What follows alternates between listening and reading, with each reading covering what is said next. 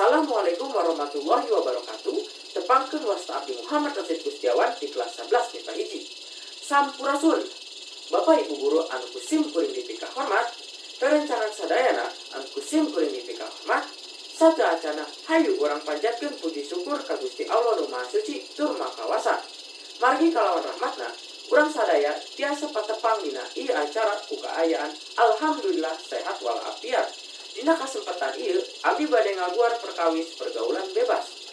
Palawargi sadaya sapertos anu ku urang tiasa diperhatoskeun di zaman kiwari kahirupan barudak rumaja atos ngawitan robah. Seueur waktu anu disakedahna dilebetan ku hal anu ngandung kahadean malah dilebetkeun ku hal anu ngandung kaawonan. Di antarana wae waktu bubar sakola nu kedahna dilebetan ku ekstrakurikuler ieu mah diangge amang momotoran sareng bobogohan.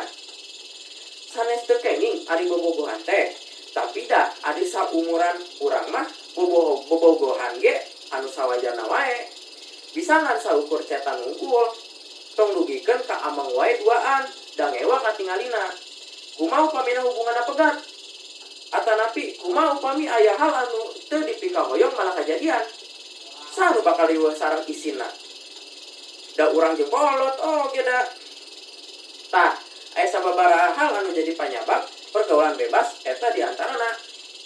1. Kurangna perhatosan ti kolot. 2.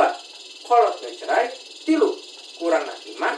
4. Wewengkon dumuk. Jeung anu terakhir budak anu teu nurut ka kolot. Tah, kusabab kitu hayu atuh urang sasarengan ngajauh jeung ngamusnahkeun eta pergaulan bebas. Kumaha carana?